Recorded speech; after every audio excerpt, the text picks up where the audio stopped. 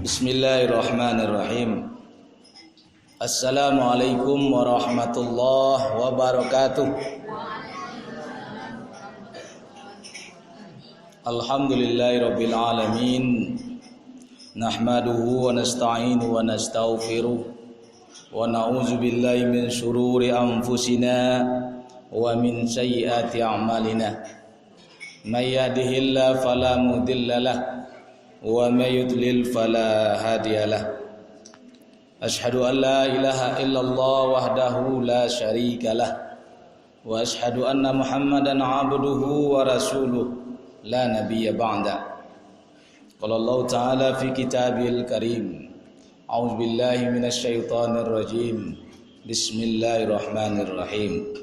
Laqad kana lakum fi rasulillahi uswatun hasanah liman kana yarjullaha wal yawmal akhir wa zakarallaha katsira. Wa qala aidan qul in kuntum tuhibbunallaha fattabi'uni yuhibbukumullah wa yaghfir lakum dzunubakum wallahu ghafurur rahim. Wa qala Rasulullah sallallahu alaihi wasallam man ahya sunnati faqad ahabbani wa man ahabbani kana ma'i fil jannah. Shadaqallahul azim wa sadaqa rasulun karim. Bapak-bapak dan ibu-ibu sidang jamaah wirid rahimakumullah, kita bersyukur pada Allah Subhanahu wa taala pada malam hari ini kita bertemu kembali di masjid yang kita cintai ini. Saya terakhir ke sini Lebaran tahun yang lalu. Lebaran tahun yang lalu. Kebetulan disuruh khutbah di sini ya. Kemudian bulan puasanya tahun yang lalu, bukan yang kemarin, yang tahun yang lalu. Alhamdulillah malam hari ini kita bisa bermuwajahah kembali dalam rangka kita thalabul ilmi, dalam rangka kita taqarrub ilallah, mendekatkan diri kepada Allah Subhanahu wa taala. Salawat dan salam semoga tercurah kepada junjungan kita Nabi besar Muhammad sallallahu alaihi wasallam yang telah meninggalkan untuk kita ad-dinul Islam, yang telah meninggalkan untuk kita pegangan hidup, di mana apabila kita berpegang teguh dengan apa yang beliau tinggalkan, kita akan selamat dunia wal akhirah. Pegangan itu adalah Al-Quran dan Sunnah. Bapak-bapak dan ibu-ibu sidang jamaah rahimakumullah, pada malam hari ini kita memperingati Maulid Nabi besar Muhammad sallallahu alaihi wasallam. Walaupun sebenarnya kalau kita lihat perintah kita untuk melaksanakan Maulid itu tidak ada. Tapi kita melaksanakan Maulid itu tidak ada persoalan. Kenapa begitu? Karena Maulid Nabi ini hanya sebuah momen saja bagi kita dalam rangka kita mengkaji hukum Allah Subhanahu wa taala, dalam rangka bagi kita mendekatkan diri kepada Allah Subhanahu wa taala. Bukan sebagai sebuah ibadah ritual baru. Kenapa begitu? Kalau sebuah ibadah itu telah ditentukan oleh Allah dan Rasulnya. Karena dalam persoalan ibadah kita sifatnya tauqifiyah. Apa artinya tauqifiyah? Menurut saja apa yang dicontohkan oleh Rasulullah sallallahu alaihi wasallam. Sementara di dalam perkara-perkara muamalah, dalam perkara-perkara selain dari ibadah, selama kita tidak melakukan kemaksiatan kepada Allah, maka kita boleh melaksanakan acara apa saja. Bapak dan Ibu yang berbahagia, ketika kita bicara di bulan Rabiul Awal, sebenarnya banyak peristiwa yang terjadi di bulan Rabiul Awal. Peristiwa itu bukan hanya peristiwa kelahiran Nabi besar Muhammad sallallahu alaihi wasallam. Rasulullah sallallahu alaihi wasallam itu dilahirkan pada tanggal 12 Rabiul Awal. Pada tahun belum ada tahunnya. Karena memang kaum muslimin pada saat itu belum punya tahun. Tapi bulan sudah ada sejak zaman Nabi Adam. Ya, bulan Muharram, Safar, Rabiul Awal, Rabiul Akhir sampai Zulhijjah itu sudah ada sejak zaman Nabi Adam. Tapi tahun kaum muslimin atau orang-orang ketika itu belum mengenal tahun. Tapi tahun mereka kenal pada saat itu ketika terjadi peristiwa-peristiwa besar. Nah, makanya mereka mengenal tahun. Samo Jawa dulu orang gaik-gaik kita dahulu. Ketika tahun 20-an lahir bilang lahir ketika gampu di Padang Panjang sering. Cocok itu mendengar orang-orang gaik-gaik gitu. Bilang lahir ketika tanah longsor di Padang Panjang. Jadi peristiwa-peristiwa besar terjadi disebut oleh orang-orang tua kita.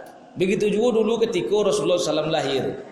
Maka Rasulullah SAW itu lahir pada tanggal 12 Rabiul Awal dan ada suatu peristiwa besar terjadi pada saat itu. Yaitu peristiwa penyerangan Ka'bah oleh Raja Abrahah dari Yaman. Datang ke Makkah untuk meruntuhkan Ka'bah dengan membawa tentara bergajah.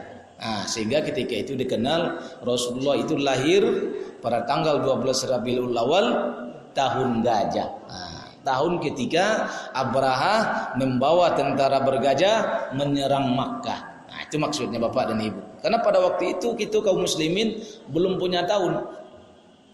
Nah, ketika Rasulullah SAW itu lahir, banyak peristiwa-peristiwa besar terjadi di dunia. Sebagai contoh ketika itu orang-orang Yahudi mereka melihat bintang-bintang berjatuhan. Ya, ada bintang-bintang berjatuhan, mereka melihat peristiwa-peristiwa itu. Sehingga ketika mereka melihat ada peristiwa bintang berjatuhan, mereka meyakini pada saat itu sang nabi baru sudah lahir.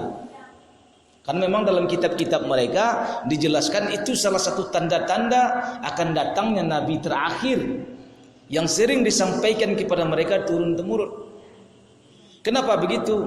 Bapak dan Ibu yang berbahagia, orang-orang Yahudi itu dulunya dipimpin oleh para nabi. Sehingga ketika nabi tidak ada, mereka bingung menunggu kedatangan nabi.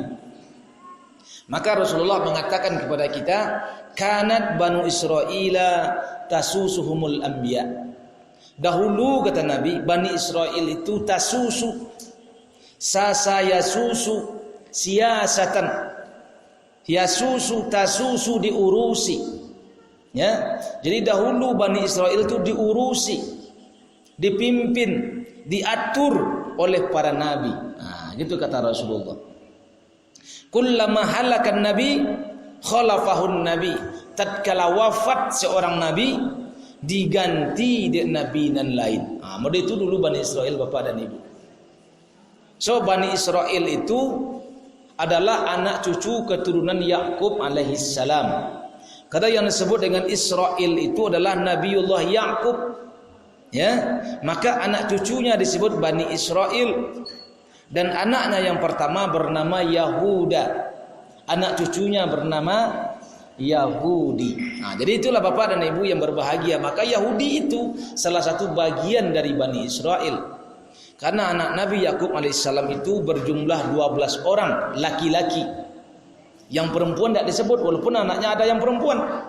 Sebab yang melanjutkan keturunan itu hanya dari anak laki-laki. Nah, tapi Yahuda pernah mengatakan begini Bapak dan Ibu, walaupun terah kenabian itu tidak sampai kepada saya. Nah, walaupun kenabian itu sampai kepada Yusuf alaihissalam. Karena Yusuf dan Yahuda itu sebapak berlain ibu, tapi ibunya kakak beradik kontan. Nah, jadi zaman dahulu itu seorang laki-laki itu boleh mengawini saudara kakak beradik. Tapi kalau zaman sekarang sejak Rasulullah SAW haram hukumnya memperistri kakak beradik. Ketujuh dia kakaknya lah babini di sini nampak lu adiknya rancak. Ada njak ketujuh lu jadi adiknya enggak boleh dong. Nah itu. Tapi kalau dahulu bisa. Ya, karena dulu Nabi Yakub alaihissalam itu punya istri bukan yang ibunya Yahuda yang diinginkan. Yang dia inginkan pertama kali ibunya Yusuf. Tapi ketika dia ingin ibunya Yusuf, ternyata kakaknya belum bersuami. Sehingga bapaknya mengatakan yang pertamalah yang kau kawini dulu. Setelah engkau mengawini, tunggu sekian tahun, baru engkau boleh mengawini adiknya. Sehingga lahirlah Yusuf alaihissalam. Dan dalam perjalanan Nabi Yakub melihat bahwa Yusuf alaihissalam itu memiliki ciri-ciri kenabian yang akan melanjutkan kenabian Yakub alaihi salam. Maka Yahuda itu melihat, aku tidak bisa kok. Nah, maka mereka berusaha kakak beradik melenyapkan Yusuf alaihissalam. Tapi di akhir Yusuf akhirnya menjadi nabi. Ketika Yusuf menjadi nabi, Yahuda berkata, walaupun sekarang Yusuf yang menjadi nabi, tapi yang akan sering diingat oleh orang nanti adalah aku, kata Yahuda. Sehingga anak keturunan Yahuda atau Yahudi yang sering disebut. Maka sampai hari ini kita masih menyebutnya. Ketika ada pembunuhan kaum muslimin di Palestina hari ini disebut nama Yahudi, anak cucu keturunan Yahuda. Walaupun mereka mengatakan kami adalah Bani Israel. Jadi itu hebatnya Bani Israel, Bapak dan Ibu yang berbahagia. Dari dulu mereka dipimpin oleh para nabi, maka tatkala wafat seorang nabi diganti oleh nabi-nabi yang lain. Nah, itu Bani Israel, Bapak dan Ibu. Jadi ketika selesai zaman sampai Nabi Isa alaihissalam, mereka terputus kenabian itu. Ratusan tahun lamanya, dan mereka menunggu dan menunggu. Akan datang seorang nabi baru, pengganti Nabi Isa alaihi salam. Ternyata ketika malam kelahiran Nabi, mereka melihat tanda-tanda. Oh, nabi baru sudah lahir. Tapi siapa dia, di mana dia, tidak jelas. Akhirnya mereka berusaha mencari di mana nabi itu. Sebahagian dari mereka yang jujur, yang lurus mencari untuk menyelamatkannya. Sebahagian dari mereka yang tidak jujur, yang ingin tetap berjalan di dalam kerusakan juga mencari untuk membunuhnya. Nah, itu modalnya Bapak dan Ibu yang berbahagia. Sehingga ketika Nabi Muhammad lahir, orang-orang Yahudi berkeliling ke seluruh penjuru mencari siapa yang lahir pada malam yang terang benderang itu. Model itu Nabi SAW lahir. Pada malam Nabi SAW lahir pun api di Majusi padam. Kemudian patung-patung dalam Ka'bah berjatuhan. Patung-patung di beberapa daerah yang menjadi tempat pemujaan orang-orang ketika itu pun berjatuhan, bertumbangan. Dan mereka akhirnya mengetahui akan datang seorang nabi baru. Tapi mereka tidak pernah tahu. Dan orang Makkah pun tidak pernah tahu siapa yang akan menjadi nabi. Orang Yahudi pun tidak tahu siapa yang akan menjadi nabi. Bahkan Rasulullah pun Muhammad tidak tahu juga dia bahwa dia akan menjadi nabi. Maka berjalanlah kehidupan itu dari hari ke hari, dari tahun ke tahun. Maka Rasulullah SAW itu beranjak besar, menjadi anak-anak, menjadi remaja, menjadi besar, menjadi pedagang. Rasulullah itu menjadi pedagang karena dia pernah pergi ke Syam, pernah pergi ke Basrah, pernah pergi ke Yaman untuk berdagang. Dan beliau adalah orang kepercayaan dari Siti Khadijah pada saat itu. Sampai akhirnya Rasulullah itu meminang Khadijah. Kalau kita baca sejarah Bapak dan Ibu, apakah Rasulullah itu orang miskin? Bukan. Berapa maharnya Rasulullah meminang Khadijah? Kalau dia hitung jepiti kini lebih kurang 6 miliar kan banyaknya. Segitu besarnya mahar ketika Rasulullah meminang Khadijah. Jadi Rasulullah itu bukan orang miskin, orang kaya. Dan para sahabat Nabi itu semua orang kaya. Rasul tidak membolehkan ada orang miskin, pengikutnya menjadi orang miskin, menjadi orang peminta-minta. Tidak boleh oleh Rasulullah. Semuanya harus berusaha, semuanya harus bangkit. Tidak boleh menjadi peminta-minta. Itu yang diajarkan oleh Rasulullah SAW. Kalau kita ingat ketika Utsman bin Affan meninggal dunia, dia terbunuh di Madinah, dia meninggal, uang tunainya saja, uang tunai ketika beliau meninggal itu lebih kurang 5 triliun banyak. Kok dia tong di piti gini? Kita bayang lawak 5 triliun banyak piti itu. 5 triliun Bapak dan Ibu yang berbahagia. Propertinya, perkebunannya, kemudian harta-harta yang bergerak yang lain lebih kurang jumlahnya pun 5 triliun. Lebih dari 10 triliun warisan Utsman bin Affan. Nah, bara kayunya. Ya. Kalau awak ini terbayang dawak 5 triliun diimpiin ke masa cikur runtuh masa cikur. Itu banyaknya biti 5 triliun, 10 triliun itu Bapak dan Ibu yang berbahagia. Kalau wacali APBD Kabupaten Agam tidak sampai 1 triliun. Itulah menghidupi seluruh masyarakat Kabupaten Agam. Tidak sampai 1 triliun setahun. Ya.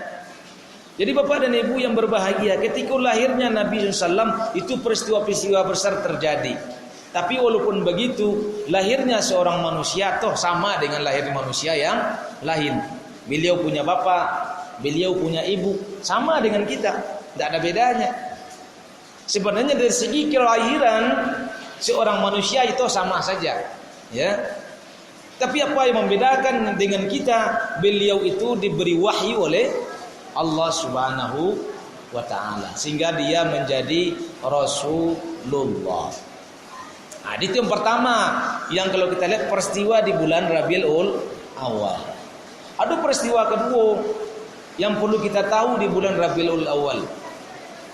Ketika Rasulullah SAW berdakwah Bapak dan Ibu, lebih kurang 12 atau 13 tahun berdakwah di Makkah, beliau menghadapi berbagai macam halangan, berbagai macam rintangan, berbagai macam hambatan, bahkan penyiksaan, bahkan upaya pembunuhan. Ya, kalau kita perhatikan. Ya, ketika beliau berdakwah itu ternyata ketika terjadi kesulitan dakwah di Makkah, ternyata orang-orang di Madinah mendengar ada ciri-ciri seorang nabi yang sering disebut-sebut oleh orang Yahudi. Nah, di Madinah mode itu, sebab di Madinah itu ada orang Yahudi tinggal. Kalau di Makkah tidak ada. Maka di Madinah itu banyak, ada Yahudi Bani Qainuqa, ada Yahudi Bani Khaybar, ada Yahudi Bani Tigo, kalau tidak salah Bani apa celai. Ya, di Madinah itu banyak Yahudi. Jadi ketika Yahudi itu datang ke orang-orang Madinah, akeceknya ke orang Madinah. Wahai orang Aus dan Khazraj, sebentalai kami akan mengalahkan engkau. Apa itu? Karena akan ada nabi baru yang memimpin kami mengalahkan kalian. Itu kece orang-orang Yahudi. Mendengar itu orang-orang Aus dan Khazraj pun tak senang hatinya Bapak dan Ibu. Akhirnya siang malam mereka berpikir bagaimana caranya supaya mereka bisa mengalahkan Yahudi. Hingga suatu saat sampai berita kepada mereka. Apa berita kepada mereka sampai? Ada orang di Makkah punya ciri-ciri seperti yang disebutkan oleh orang Yahudi. Tadanga deh orang-orang Aus dan Khazraj. Mendengar itu Bapak dan Ibu yang berbahagia, berangkatlah orang-orang Aus dan Khazraj ke Makkah. Ya. Mencari, melihat, memperhatikan. You ada ndak orang yang punya ciri-ciri sarupo disabui de orang-orang Yahudi kok. Sesampai di Makkah nyo cari, ayo ada. Apa kecil orang Aus dan Khazraj? Hai orang Aus dan Khazraj, bagagelah kita. You ada orang dan disabui de Yahudi itu cirinya ada di Makkah. Ayo kita kasinan lebih dahulu sebelum orang Yahudi datang lebih dahulu dan inyo mengalahkan kita. Itu bedanya Bapak dan Ibu. Datanglah orang-orang Aus dan Khazraj ke Makkah melihat bertemu dengan Rasulullah. Ya. Oh iya kok cirinya sama. Ditanya, diajak diskusi, diajak debat. Oh iya kok orang yang disabui cirinya persis. Akhirnya mereka beriman kepada Rasulullah. Beda dengan di Makkah. Kalau di Makkah Nabi berkeliling mencari, siapa yang masuk Islam, diajari Islam. Tapi orang Aus dan Khazraj tidak ingin mencari. Datanglah ke Makkah mereka. Akhirnya setelah itu datang mereka 12 orang melaksanakan baiat. Namanya baiat Aqabah pertama di tahun ke-10 kenabian. Ya, mereka beri baiat 12 orang. Setelah mereka berbaiat, Rasulullah mengutus namanya Mus'ab bin Umair ke Madinah, ke Yastrib pada saat itu. Akhirnya Rasulullah, wahai Mus'ab, berangkatlah engkau bersama yang 2 balai orang ko ke Madinah. Ajak mereka masuk Islam. Akhirnya 2 tahun di Madinah, Mus'ab bin Umair, hampir seluruh rumah di Madinah itu masuk Islam. Ya, Islam madu di setiap rumah di Madinah. Setelah itu di tahun ke-12 kenabian, orang-orang Aus dan Khazraj kembali ke Makkah. Jumlahnya 75 orang. 3 diantaranya wanita. Ya, berapa banyaknya? 75. 3 diantaranya wanita. Mereka melaksanakan baiat kepada Rasulullah. Dalam sejarah disebut bai'ah Aqabah kedua. Nah, ketika bai'ah Aqabah kedua ada fragmen Bapak dan Ibu. Sebelum berbaiat, orang-orang Aus dan Khazraj mengatakan kepada Rasulullah, "Ya Rasulullah, kami mencintai engkau seperti kami mencintai diri kami." Itu kecil orang-orang Aus dan Khazraj. Mendengar itu apa kecil Rasulullah sallallahu alaihi wasallam? Wahai orang Aus dan Khazraj, kalau mode itu kalian berbaiat, tidak diterima baiat kalian. Jadi cara supaya diterima ya Rasulullah, kecil Rasulullah, kalian mencintaiku lebih daripada kalian mencintai diri kalian dan keluarga kalian. Akhirnya orang-orang Aus dan Khazraj mengatakan, "Ya Rasulullah, kami mencintai engkau lebih daripada diri kami dan keluarga kami." Maka Rasul mengatakan ini baru benar. Setelah itu Rasul baru mengucapkan sumpah baiat. Maka orang-orang yang 75 orang itu bersumpah setia kepada Rasulullah. Pada malam hari itu disebut dengan baiatul qital, baiat perang. Apa artinya Bapak dan Ibu baiat perang? Ya, ketika itu orang-orang Aus dan Khazraj setelah bersumpah, setelah berbaiat mengatakan, "Ya Rasulullah, kalau seandainya engkau perintahkan kami besok memerangi orang-orang di Mina," kata Rasulullah, "niscaya kami lakukan." Artinya apa Bapak dan Ibu? Orang-orang Aus dan Khazraj ketika itu telah menyerahkan segala-galanya kepada Rasulullah, siap disuruh, siap diperintah, walaupun nyawa tantangannya. Nah, itu artinya. Maka ketika mereka mengatakan, "Ya Rasulullah, kalau seandainya engkau perintahkan kami memerangi orang-orang di Mina besok, niscaya kami lakukan." Apa kata Rasulullah? "Lam nu'mar bizalik." Kita belum diperintahkan untuk itu. Itu kecil Rasulullah. Jadi bukan Rasulullah mengatakan kita belum siap, nah itu udah. Tapi Rasul mengatakan lam nu'mar bizalik. Awak alun diperintahkan untuk itu. Artinya ketika itu orang-orang Aus dan Khazraj yang merupakan para petinggi-petinggi Yastrib, petinggi-petinggi suku, petinggi-petinggi kaum pada saat itu secara bahasa kini menyerahkan kekuasaan kepada Rasul. Ya. Jadi pada tahun ke-12 atau ke-13 kenabian itu orang-orang Aus dan Khazraj menyerahkan kekuasaan kepada Nabi di bulan Zulhijjah. Maka semenjak saat itu Bapak dan Ibu, orang Rasulullah itu posisinya batuka, bukan hanya sekedar Nabi. Mulai saat itu posisi Nabi bertambah menjadi seorang kepala negara. Kepala negara mana? Negara Madinah. Kenapa? Karena orang-orang Madinah telah menyerahkan kekuasaan kepada Rasulullah. Itu terjadi di bulan Zulhijjah. Setelah peristiwa itu Bapak dan Ibu yang berbahagia, Rasulullah memerintahkan para sahabatnya, "Wahai sahabatku yang di Makkah, mulai hari kini berangkat kalian." berangsur-angsur, satu persatu, rombongan per rombongan, berangkat kita ke negeri baru, ke negara baru, namanya Yastrib. Maka bermulai bulan Zulhijjah itu rombongan mulai diansur berangkat. Sementara Rasulullah itu mulai berangkat di awal bulan Rabiul Awal. Ya. Jadi di bulan Zulhijjah tahun ke-13 kenabian itu sebenarnya berdirilah Daulatul Islamiyah. Berdirilah negara Islam di Madinah secara de jure. Nah, istilahnya kalau hari ini secara hukum ladu suri tanda tangannya kami menyerahkan kekuasaan. Tetapi secara de facto, secara faktual Rasulullah masih di Makkah, belum di Madinah. 3 bulan atau 4 bulan setelah itu Rasulullah sampai di Madinah, tepatnya di bulan Rabiul Awal.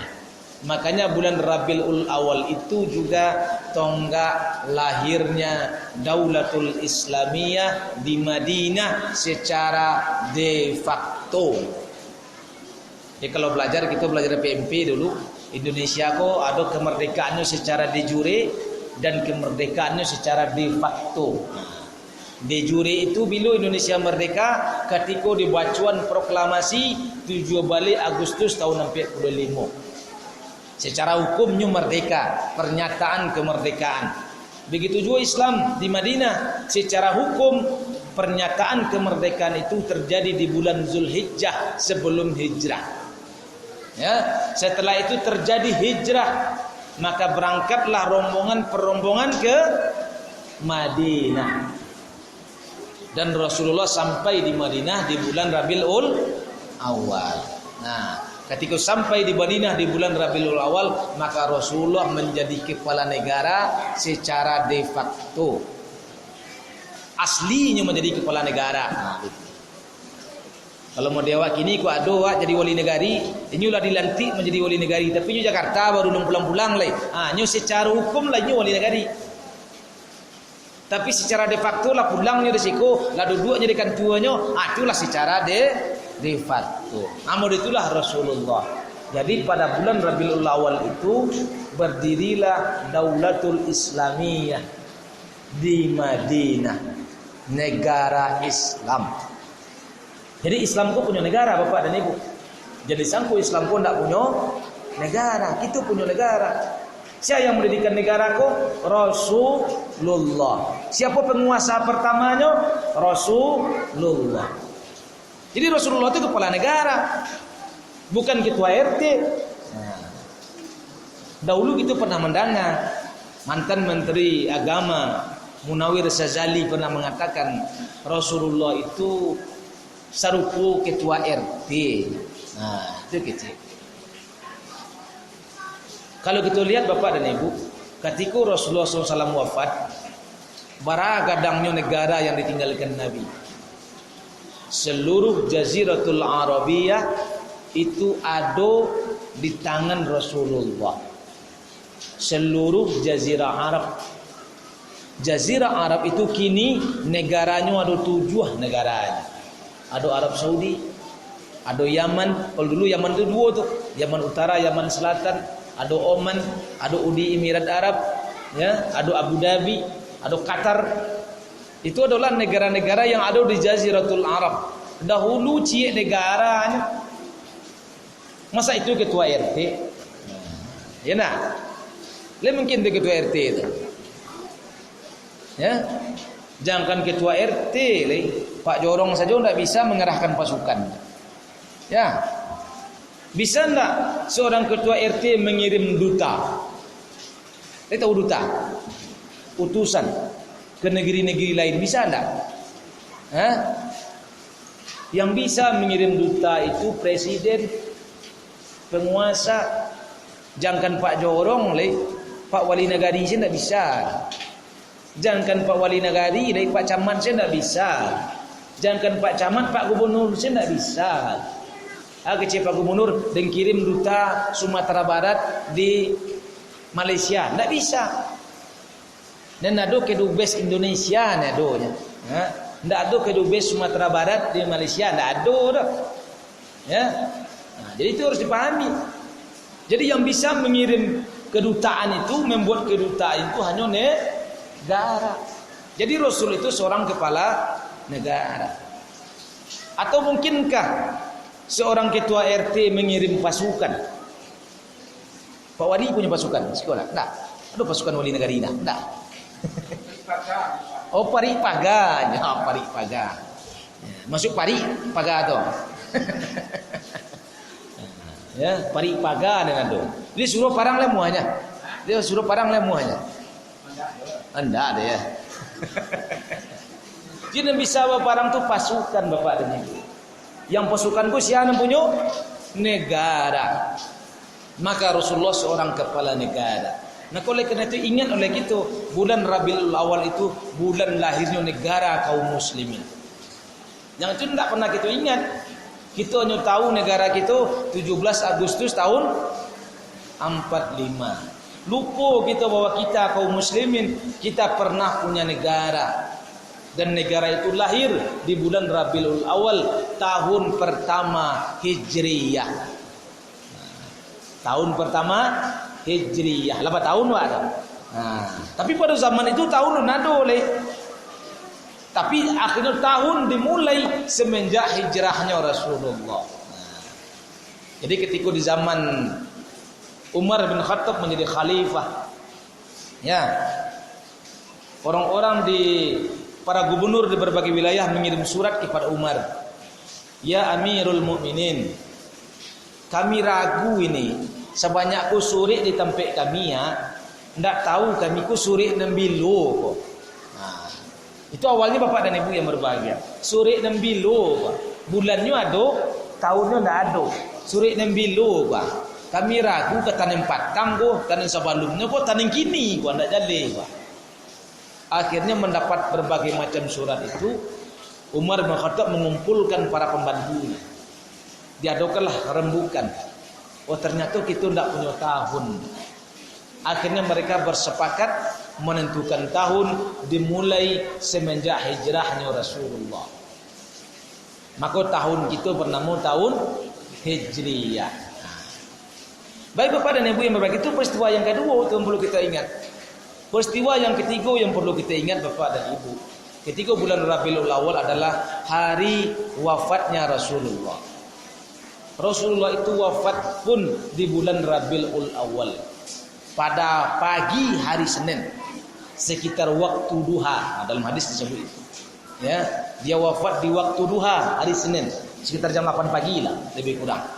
Rasulullah wafat. Ya, jadi Rasulullah wafat pun di bulan Rabiul Awal. Jadi bulan Rabiul Awal itu bulan lahirnya Rasulullah dan bulan wafatnya Rasulullah. Tapi wafatnya Rasulullah itu ya mengandung makna baru setelah itu, yaitu lahir sebuah peradaban baru ketika Rasulullah wafat. Apa itu? Lahirnya al-khilafah. Yang kita pernah dengar khilafah? Pernah mendengar khilafah? Lagi pernah mendengar khilafah Bapak dan Ibu? Pernah mendengar Abu Bakar, Umar, Utsman, Ali? Itu adalah para khalifah. Disebut dalam hadis khulafaur rasyidin. Rasulullah pernah berpesan, alaikum bisunnati. Wajib atas kalian mengikuti sunnahku wa sunnati khulafaur rasyidin al-mahdiyyin, dan sunnahnya para khalifah ur-rasyidin yang diberi petunjuk oleh Allah. Itulah mereka Abu Bakar, Umar, Utsman dan Ali. Jadi ketika Rasulullah SAW wafat Bapak dan Ibu, kita baca sejarahnya. Rasulullah wafat di pagi hari jam 8 itu. Akhirnya hebohlah kota Madinah. Ya, mendengar Rasulullah wafat. Bahkan Umar stres ketika itu. Ya, sempat stres Umar bin Khattab. Tak mungkin Rasulullah wafat. Nah, kan betul. Masa mungkin Rasulullah wafat? Tak mungkin doh. Hebohnya ke orang lain. Tak mungkin Rasulullah wafat tu. Tak mungkin tu. Ini sama je mula Nabi Khidir tu nanti balik kawak balik. Mendengar itu naiklah Abu Bakar. Kecil Abu Bakar kepada kaum muslimin, wahai kaum muslimin, kalau kalian menyembah Muhammad, Muhammad telah wafat. Ya. Tapi kalau kalian menyembah Allah, Allah tak pernah mati. Ya. Maka terkagetlah Umar bin Khattab, oh iya betul gitu. Jadi ketika Rasulullah SAW wafat hari Senin, lai tahu kita bila Rasulullah dikubur. Hari apa Rasulullah dikubur? Rasulullah dikubur hari Rabu sore. Hari Rabu sore. Beliau wafat Senin pagi, dikubur Rabu sore. Bayangkan berhari itu. 3 hari 2 malamnya. Ya, 3 hari 2 malamnya. Kenapa kok terlambat Rasulullah dikubur?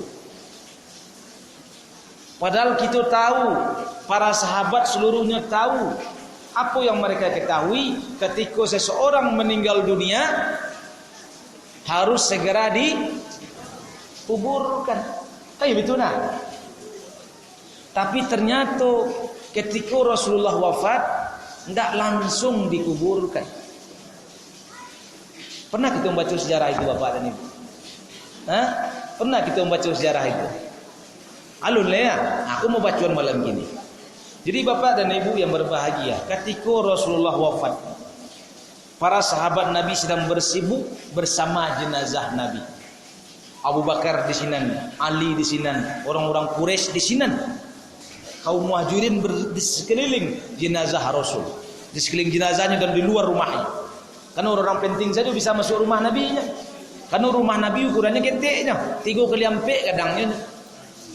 Tak sama di rumah awak kini itu. Ya nah. Rumah awak kini kadang-kadang. Rumah Nabi itu 3 kali ampek ukurannya. Baru orang bisa masuk ke dalamnya. Itulah kira-kira. Ketika orang sedang sibuk bersama jenazah Rasul, orang-orang Ansor melakukan sidang di Sakifah Bani Sa'idah.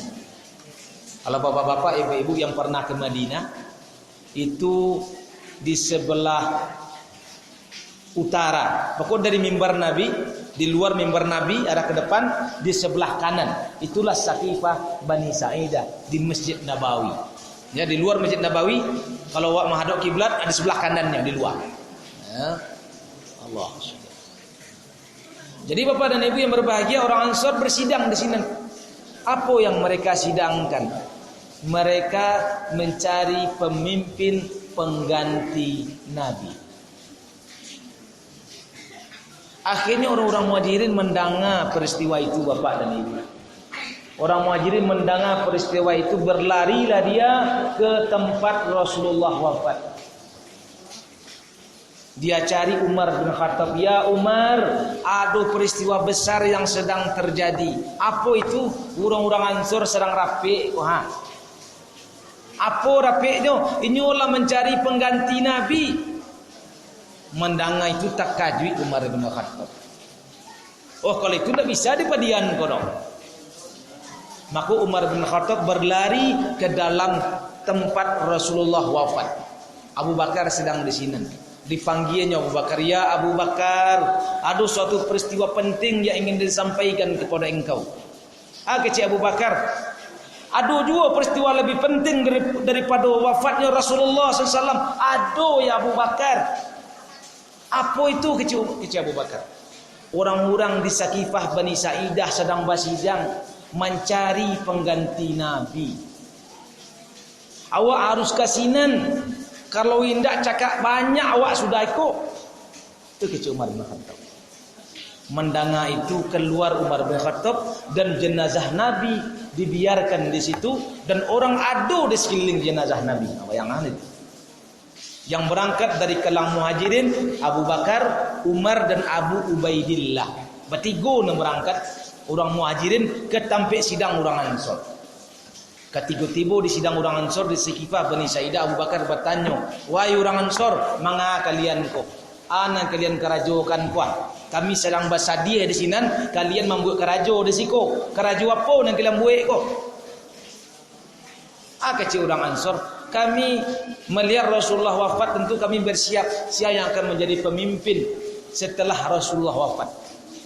Kecil orang Muhajirin, tidak bisa kalian melakukan itu sebelum atau tanpa sepengetahuan kami, karena kami adalah kirabat Rasulullah. Karena kamilah yang pertama-tama bersama Rasulullah.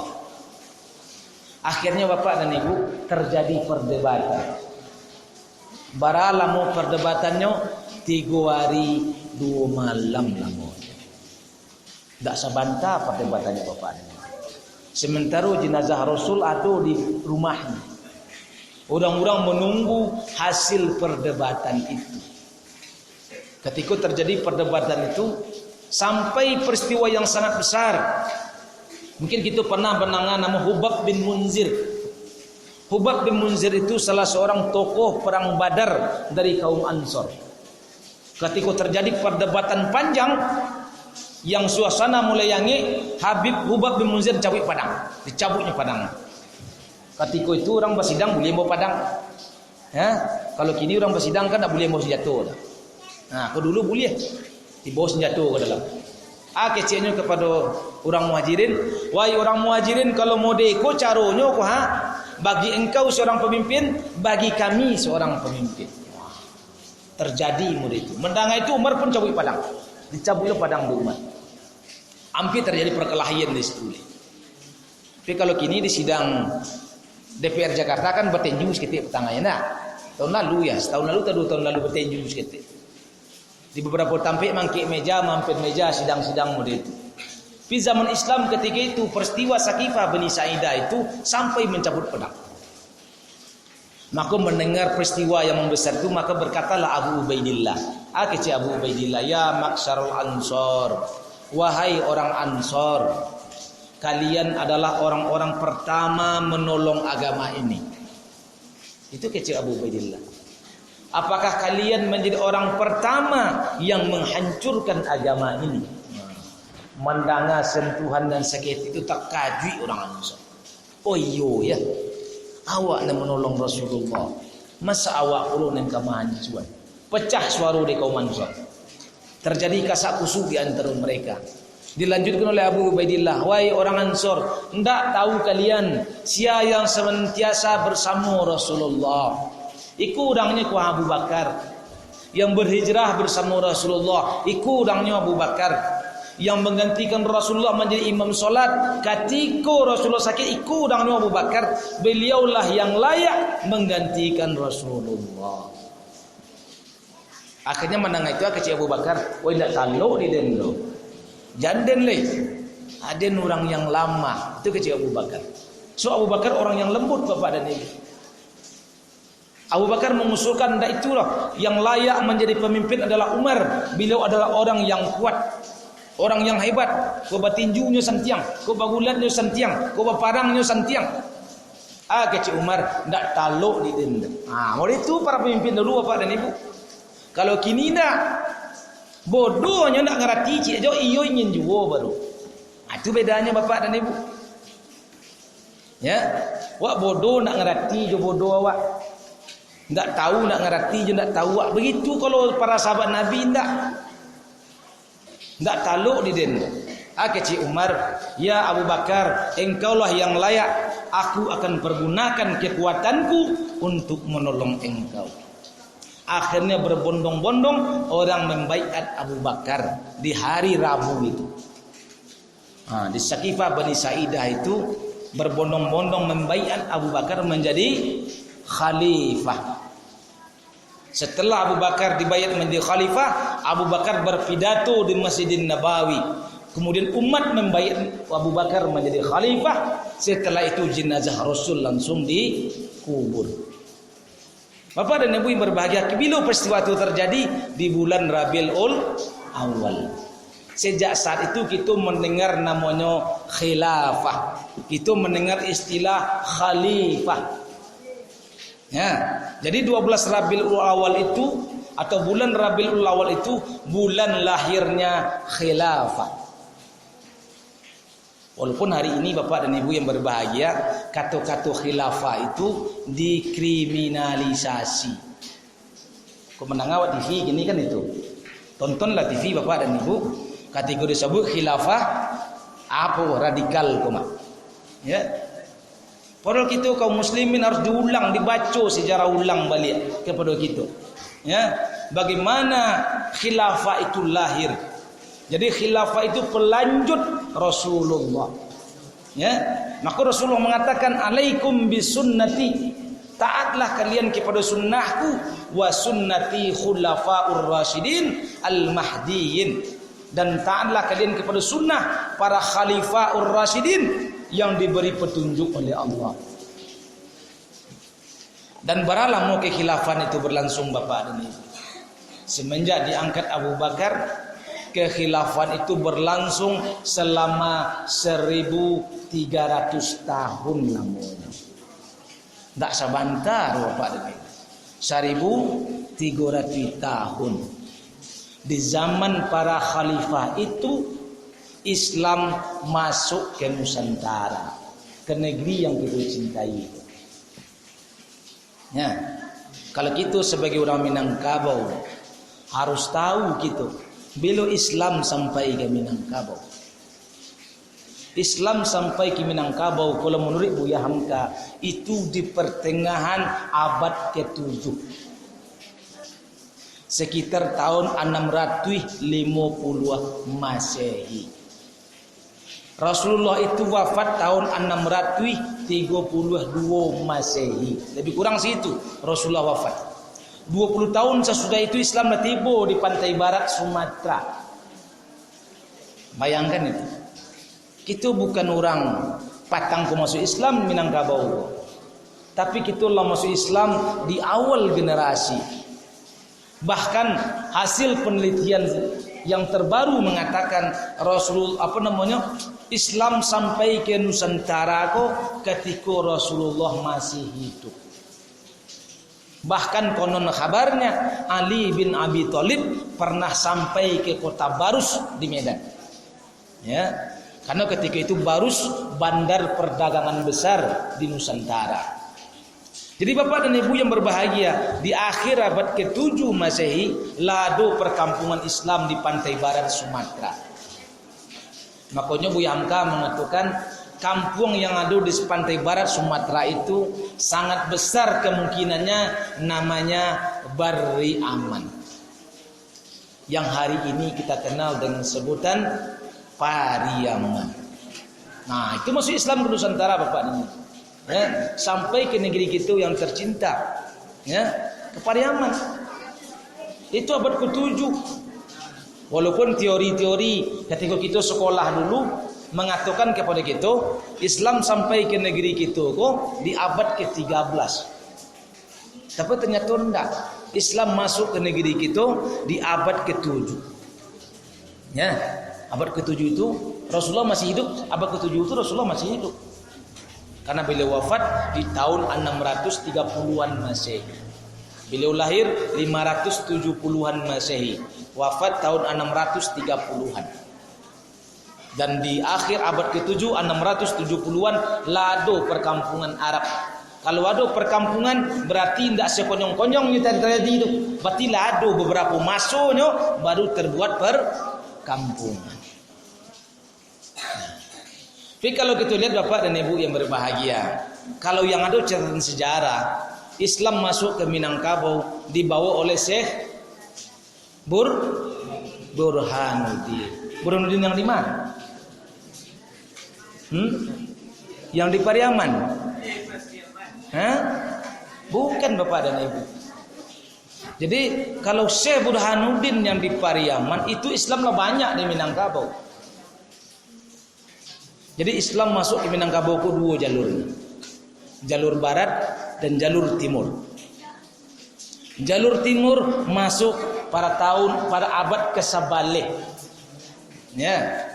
Siapa yang membawanya? Namanya Syekh Burhanuddin. Siapa Syekh Burhanuddin itu? Orang Persia. Ya. Bukan orang awak. Tapi kalau di Pariaman itu orang awak. Neng Syekh Burhanuddin di Piaman tu namanya si Pono. Iyo, itu nama aslinya Bapak dan Ibu. Kemudian setelahnya belajar dengan Syekh Abdul Rauf Singkil di Aceh, ini udah dia gelar Syekh Burhanuddin. Itu tahun berapa? Abad ke-17. Tahun 1680-an. Sementara Syekh Burhanuddin yang membawa Islam ko tahun 1000 sekian Masehi. 6 abad sebelum Syekh Burhanuddin ulaan. Ini datang dari timur, dari pesisir timur Sumatera. Ya. Bisa jadi dari Siak, Seindagiri, bisa lewat Sungai Batanghari, ya, atau masuk ke Batang Kampar dan segala macam. Ya. Sampai ke Batang Mai, kemudian dan segala macam. Sehingga kita kadang-kadang kita mengenal orang-orang Islam aku, orang Siak ko, atau orang Pakih aku disebut orang Siak. Dan maknanya itu dua Bapak dan Ibu. Pertama, bisa jadi yang membawa Islam ke Minangkabau orang Siak. Memang dari Siak datangnya.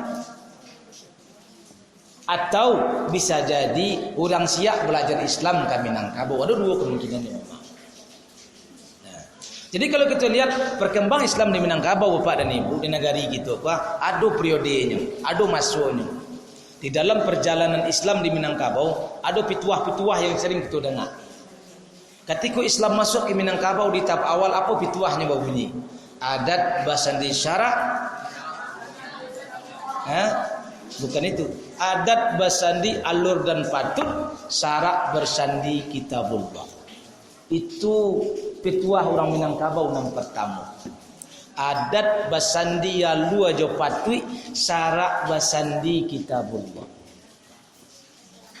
Apa artinya Bapak dan Ibu? Adat bakato adat, syarak bakato syarak. Orang adat punya urusan sendiri, orang syarak punya urusan sendiri. Ketika dalam perjalanan Bapak dan Ibu terjadi pertautan, terjadi pertemuan antara orang agama dan orang adat. Terjadi pertemuan mereka dalam perjalanan. Akhirnya muncul pituah adat yang baru yang sering kita dengar. Adat bersandi syarak, syarak bersandi adat. Mungkin kita pernah mendengar pituah itu.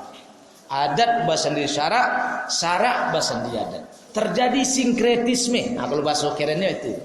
Terjadi pertautan, terjadi saling isi maisi antara orang adat juga agama. Kecil orang adat agamuang dan terima, tapi adik dan tolongan terima pula. Ya, terjadi isi maisi. Tapi dalam perjalanan itu tidak selesai Bapak dan Ibu. Orang-orang agama tetap ingin bagaimana agama kok menguasai adat. Bagaimana adat ini diatur oleh agama. Kan betul? Sehingga dalam perjalanan muncullah pituahan baru. Adat bersandi syarak, syarak bersandi kitabullah. Syarak mengatur, adat memakai. Tapi makna itu pun rancu Bapak dan Ibu. Makna itu pun rancu. Apa rancunya? Ketika terjadi sidang kerapatan di di puncak Bukit Marapalam, ya, tahu kita puncak Bukit Marapalam, le tahu? Le tahu di mana tempatnya? Le tahu? Tampaknya di Batu Sangka Bapak dan Ibu. Perbatasan Sungai Yang Jolintau Guo, itu puncak Bukit Marapalam namanya di sini. Terjadi pertautan, terjadi sidang tokoh adat dan ulama sealam Minangkabau. Setelah perang Padri itu, ya, apa kesepakatan mereka? Adat basandi syarak, syarak basandi kitabullah. Kecil orang adat ketiga itu, lah manang gitu. Kecil orang adat, maka itu adat basandi syarak. Adat yang dahulu sandinya syarak, disandinya di syarak. Jadi adat kita bertambah kue dipakokohnya di syarak. Itu kecil orang adat. Ketika itu, dia tahu gitu arti sandi. Dia tahu arti sandi. Kalau ada meja merdeka, goyang meja apa, dipasak seketik. Itu sandi namanya itu. Jadi di situ letak syaraknya kecil orang adat. Pangokoh ikut sajonya. Kok goyang ku hilang goyangnya dia. Itulah. Tapi ketika orang syarak mengatakan tak lah manang kita kecil orang syarak. Ba mangko itu agama matur adat.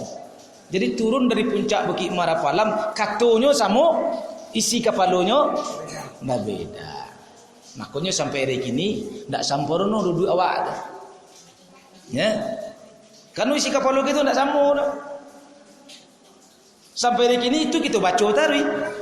Adat bahasa ni syarak bahasa ni kitabullah entah pun artinya. Entah artinya. Dalam petua kita baca. Di dalam acara-acara besar kita baca. Kita orang Minang adat bahasa ni syarak bahasa ni kitabullah. Apa itu artinya? Ya.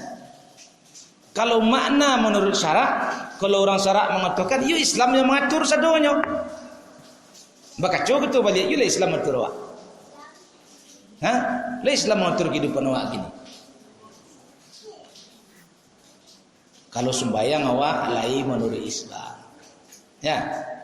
Kalau puasa awak lain menurut Islam. Kalau naik haji awak lain menurut Islam.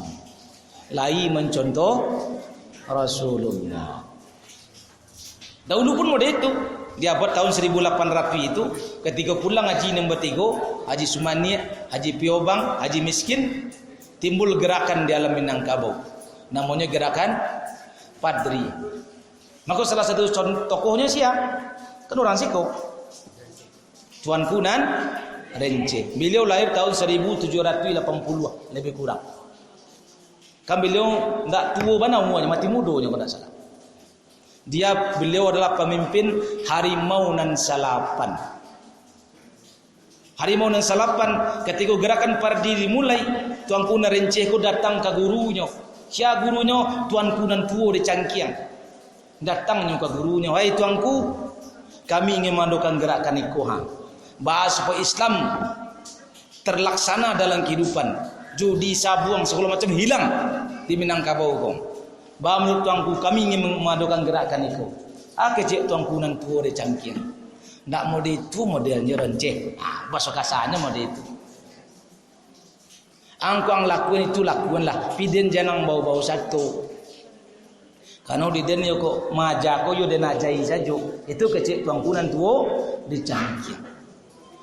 Di agamku berdua tuanku Nan Tuo bapak dan ibu. Siapa lagi tuanku Nan Tuo di Koto Tuo di Ampek Koto. Nah, tahu kita pernah dengar mau kan? Tampi orang ziarah ke Koto Tuo. Tu di sini tampeknya. Tuanku Nan Tuo di Koto Tuo. Salah satu keturunannya Tuanku Alumah. Salah satu keturunannya Syekh Amrullah di Meninjau. Tahu Syekh Amrullah ya? Kakeknya Buya Hamka. Jadi Buya Hamka itu bagari sampai ke Tuanku Nan Tuo Koto Tuo. Babalahnya tiba karena Tuanku Nan Tuo Koto Tuo ampek bininya. Di Banuampu do bininya, di Koto Tuo do bininya, di Matua do bininya, Meninjau do bininya. Dan di Meninjau itulah anaknya Syekh Amrullah. Kalau di Koto Tuo anaknya Syekh ini Tuanku Aluman yang dibaca-baca ulang. Jadi mereka baru sanak cik bapak balain mande. Tapi nanti meninjau kamu Muhammadiyah bayinya. Nanti Koto Tuo kakaji tuo bayinya. Pada orang baru sanak kok bapak dan ibu yang berbahagia. Ya. Tuanku Nan Tuo Koto Tuo datang lo Tuanku Narince ba tuanku. Lihat mu tuanku sama barisan lai kecik Tuanku Nan Tuo Koto Tuo. Makolah muncullah Harimau Nan Salapan. Salah satunya Tuanku Nan Tuo Koto Tuo. Tuanku Pemansiangan di Pandai Sike. Beberapa Tuanku Nan Salapan banyaknya. Maka dikenal dengan Harimau Nan Salapan. Jadi kita bapak dan ibu di Kamang Mudia kok adalah salah satu basis tokoh perjuangan penegakan Islam. Sehingga kita pun mendengar Syekh Abdul Manan ya. Nah, di Siko pula kebetulan sebulan yang lalu abang mengaji subuh berjamaah di Musajid Syekh Abdul Manan. Itu pun tokoh perjuangan. Ya. Jadi harusnya di Kamang kok muncul Tuanku Narenceh. Sepeninggal Tuanku Nan Renceh, baru Tuanku Imam Bonjol menjadi komandan. Sepeninggal Tuanku Imam Bonjol, baru Tuanku Tambusai menjadi komandan. Itu urutannya Bapak dan Ibu. Ya. Jadi kita Bapak dan Ibu orang Minangkabau kok pejuang-pejuang Islam. Pejuang ingin tegaknya Islam. Islam yang serupa apa? Yang serupa dibawa oleh Rasulullah. Makanya kita di Maulid Nabi kini kok harus menjadikan Rasulullah sebagai suri tauladan. Laqad kana lakum fi Rasulillahi uswatun hasanah. Suri tauladan yang kita ikuti Rasulullah. Ya, yang kita ikuti seluruhnya kecuali yang dikhususkan bagi beliau. So ada yang dikhususkan bagi beliau yang tak boleh kita ikuti. Contohnya Rasulullah itu sering berpuasa wisol. Pernah dengar nama puasa wisol? Berpuasa dari siang sampai malam. Ya, itu namanya puasa wisol. Rasulullah sering melakukan itu, tapi dilarang bagi umatnya. Bagi kita diperintahkan berpuasa mulai terbit fajar sampai terbenam matahari. Atau Rasulullah itu diwajibkan bagi dia solat malam, sementara bagi kita disunnahkan.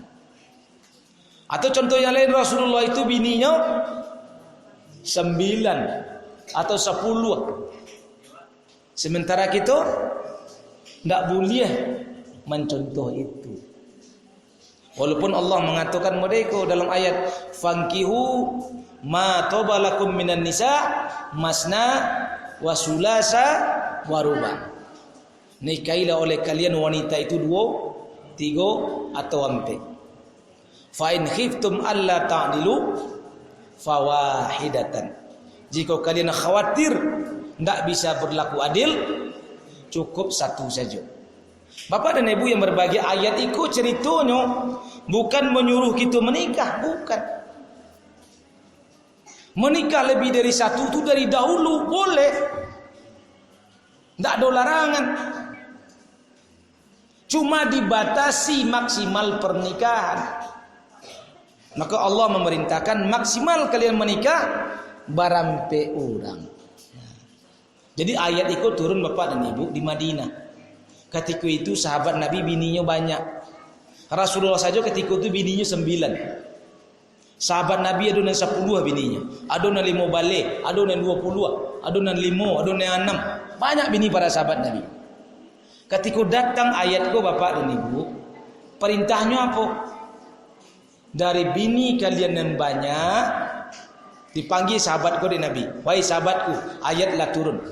Ya, bini kalian yang banyak, kau pilihlah siapa yang kalian pakai. Mara kalian pilih 2, 3 atau 4. Kau 10 bini kalian pilih 2, kau nak pilih 3, kau nak pilih 4. Tapi kalau rasanya tak bisa kalian berlaku adil di antara mereka, ambil ciek saja pilih di antara bini kalian yang banyak. Itu ayatku bunyinya pada itu. Bukan mau nyuruh zaman kini. Sunnah, tak itu dah. Ya. Karena bini lebih dari cie itu mubah hukumnya. Tak ada larangannya dah. Terserah kita mau bini lebih dari 1 atau tidak, urusan kita masing-masing. Tapi zaman kini memang kita rata-rata penakut memang.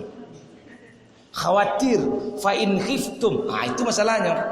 Bukan khawatir tidak bisa berlaku adil, tapi takwi dek bini masing-masing. Sehingga kita masing-masing punya bini cie. Ya nah. Ada bini banyak di sekolah. Nah, ada lebih dari cie. Kau yang gaya-gaya awak dulu banyak bininya. Nyanyi datu awak dulu banyak bininya. Tapi nyanyi datu awak kini cie bininya. Adalah takwi dek bini. Nah, khawatir. Padahal yang diperintahkan oleh Nabi, khawatir tidak bisa berlaku adil. Bukan takut khawatir dengan istri, bukan. Tapi kini memang khawatir dengan istri. Maka banyak kini namanya ikatan suami takut istri. Jadi Bapak dan Ibu yang berbahagia. Jadi itu khusus bagi Nabi. Ketika Allah memerintahkan pakai lampe, tapi Rasul memakai tetap 9. Tidak diceraikan di Nabi itu. Apa maknanya itu Bapak dan Ibu? Maknanya itu perbuatan khusus bagi Nabi. Kalau ada perbedaan ayat Allah dengan perbuatan Nabi, maka perbuatan Nabi itu khusus bagi beliau. Kita bagi umatnya tidak boleh mencontohnya. Kemudian yang kita contoh lain. Kok bernegara contoh cara Nabi Bapak dan Ibu. Tidak boleh bernegara berkata awak aku urusan dunia mau Ustaz, tidak.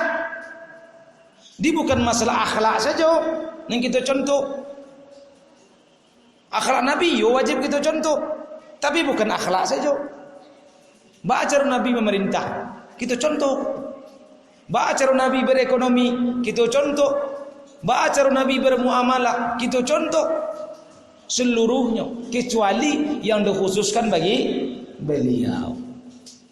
Jadi oleh karena itu Bapak dan Ibu, banyak yang kita pelajari di dalam Islam. Ya sebenarnya banyak yang kan kita pelajari. Bukan hanya persoalan peribadatan. Bukan hanya masalah solat, bukan hanya masalah puasa, zakat dan haji. Tapi banyak Karena hari ini kita tidak mengerti dengan muamalah, sehingga banyak muamalah kita kacau. Kita menyangkut ikolah batu ternyata indah. Banyak gini Bapak dan Ibu. Berpolitik mau dituju, dicontoh di Nabi baca cara berpolitik. Dicontoh di Nabi baca cara bernegara. Jadi kita sebagai kaum muslimin mencontoh seluruh perbuatan Nabi kecuali yang dikhususkan bagi beliau. Karena kaidah syarak mengatakan khitabur rasul khitabu li ummatihi. Tuntutan atau seruan kepada Rasul adalah seruan kepada umatnya. Malam yarid dalilu ya khususuha. Selama tidak ada dalil yang mengkhususkannya. Jadi kalau ada dalil yang mengkhususkannya, tidak boleh kita mencontohnya. Tapi kalau tidak ada dalil yang mengkhususkan, maka kita mengikuti. Contohnya, Allah memerintahkan Nabi mereka, ya ayuhan Nabi. Perintahnya kepada Nabi itu. Wahai Nabi, kul, katakanlah li azwajika kepada istri engkau, wa banatika, anak perempuan engkau, wa nisa'il mu'minin, wanita-wanita beriman, yudnina alaihinna min jalabibihinna.